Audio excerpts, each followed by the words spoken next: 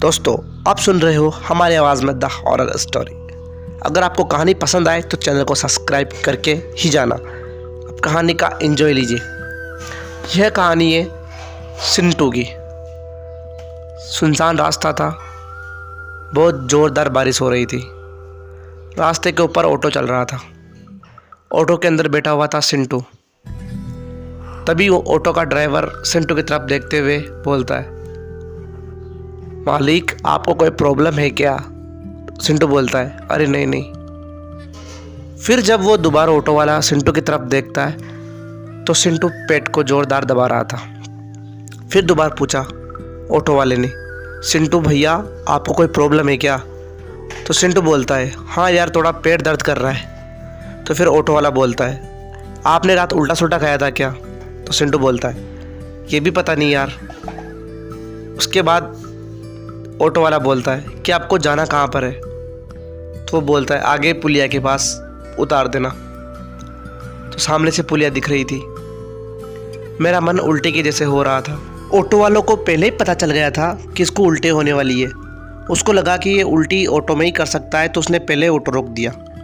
सिंटू दौड़ता हुआ बारिश के अंदर उस पुलिया के नीचे गया और पुलिया पर चढ़ा, पुलिया पर से कूदने वाला था तो किसी ने उसका हाथ पकड़ लिया। वो फिर से हाथ चढ़ाकर ऊपर वापस चढ़ा तो किसी ने जोरदार तरीके से खींच लिया उसको। पीछे देखा तो पीछे और कोई नहीं, वही ऑटो वाला था। उसको देखते हुए सिंटू ने कहा, अरे मेरे को जान से चैन से मर तो जाने दो। तो वो बोलता है, आप मरना क्यों चाहते हो सर? ऑटो वाला। तो फिर सिंटू बोलता है, नहीं बता सकता मैं तेरे को। तो वो बोलता है, बिना बोले कुछ वो मेरे को ऑटो में बिठा देता है, मतलब सिंटू को ऑटो में बिठा देता है और थ्रू स्पीड में उस पुलिया को पार करा देता है। फिर एकदम से सुनसान जगह पर ऑटो रोकता है और मेरे को सिंटू को एक काट देता है। जैसे सिंटू को काट देता है, सिंटू के पाँव से ज़मीन खिसक जाती है। उस कार्ड के अंदर एक तो QR होता है और नंबर होते हैं, और उसके अंदर होता है एक फ़ोटो जिसके अंदर एक आदमी फांसी पर लटका हुआ था जिसकी आंखें निकली हुई थी। ऑटो वाला बोलता है, साहब आप मर ही रहे थे तो इसमें मेरा फ़ायदा कर दीजिए। तो सिंटू बोलता है, फ़ायदा? कैसा फ़ायदा? मरने में भी कौन सा फ़ायदा है? वो बोलता है, आप इस नंबर पर पूछ लीजिएगा और ये कह देना कि मेरे को ये ऑटो वाले ने ये काट दिया था। उस रात में वहाँ से अपने घर आया। घर मेरा थोड़ी ऊपर था, मतलब दूसरे फ्लोर पर था। तो मैं पूरी वहाँ पर अपने घर चला गया। जैसे अपने घर गया तो मेरे को पूरी रात नींद नहीं आई, क्योंकि मेरे को ये चक्कर में समझ में नहीं आ रहा था कि ये था क्या। तो मैंने रात के 11 बज रहे थे, उसी समय उस नंबर पर कॉल किया। जब मैंने इधर से बोला हेलो, तो उधर से थोड़ी देर तो शांति थी। तो फिर आवाज़ आती है, ये तुमको कहाँ से मिला ये नंबर? उसने कहा कि ये मेरे को ऑटो वाला ने दिया है। उसने कहा कि तेरे को इस जगह पर इस फ्लैट के अंदर सुबह कल 12 बजे आना है। तो मैं ये सुनकर उसने आगे से फ़ोन काट दिया। रात में मेरे को पूरी नींद नहीं आई कि मेरे को सोचा कि मैं मरना वाला था, परंतु ये किसने ऐसा क्या किया होगा और ये पूरा गेम क्या है। ये सोचते सोचते मेरे को पूरी रात निकल गए, परंतु नींद नहीं आई। सुबह मेरे को 12 बजे वहाँ फ्लैट पर जाना था, तो मैं 12 बजे अपने घर का गेट दरवाज़ा बंद करके ऊपर चला गया। वहाँ से जाने के बाद मेरे को फ्लैट के ऊपर एक आदमी दिखा। उसने मेरे को इशारे से किया, क्या तुम ही हो? मैंने कहा हाँ। तो उसने कहा ऊपर आ जाओ। वहाँ पर लिफ्ट थी नहीं, तो मैं सीढ़ियों के सहारे ऊपर गया। ऊपर जाने के बाद वहाँ पर वो जो लड़का मेरे को दिखा था वो था 22-23 साल का जवान लड़का था। उसने मेरे से पूछा, तुम ही हो? मैंने कहा हाँ।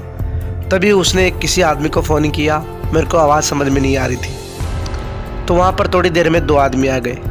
उन्होंने आमने सामने बात करना शुरू किया कि मैं इसकी मौत पर 10 लाख लगाना चाहता हूँ। दूसरा आदमी बोलता है, मेरे को तो यह लगता है कि ये जिएगा, मैं इसकी जान के ऊपर 10 लाख लगाना चाहता हूँ। तो फिर मैं सिंटू बीच में ही बोल गया, अरे कैसे पापी आदमी हो तुम, मरने जीने पर बेट लगाते हो, ये कैसी बातें कर रहे हो और किसकी बेट लगा रहे हो? तो फिर वो बोलता है, इनमें मिस्टर ई और मिस्टर सी थे, दोनों का नाम मिस्टर, और हट्टा कट्टा आदमी वो 22-23 साल का वो तो लड़का एक एजेंट था।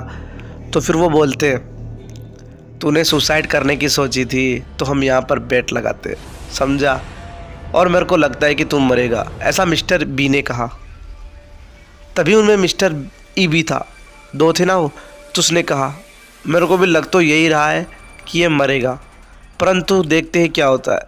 तो वो बोलते हैं कि तेरे को मरना पड़ेगा या बचना पड़ेगा, ये तो भगवान करेगा, मिस्टर बी बोलते हैं। तो वो बोलता है, फिर सिंटू बोलता है अगर ऐसा नहीं हुआ, मान लो मैं मरा नहीं तो फिर वो तो 8 दिन बाद पता चलेगा, क्योंकि बेट 8 दिन की होती है। और फिर सिंटू बोलता है अगर मैं भाग गया तो वो तो फिर भगवान करे, मरना जीना भगवान के हाथ में। ऐसा कहकर वो दोनों चले गए और दोनों ने बेट लगा दी। वो वहाँ पर गया, 6-7 दिन तो पूरी बात अच्छे से निकली। उसने सिंटू ने अपने घर वालों को भी बता दिया था। 7वां दिन था, 7वां दिन उसका, मैंने बताया ना कि उसका रूम ऊपर दूसरे माले पर था, तो वो सीढ़ियों से उतर रहा था। जैसे उतर रहा था तो बारिश की वजह से सीढ़ियाँ गीली थी और वो गिर गया। गिरने के बाद जब उसकी आंखें खुली तो वो हॉस्पिटल में था। हॉस्पिटल में उसके सामने खड़ा हुआ था वो 22-23 साल का नौजवान, जिससे उसकी बात हुई थी।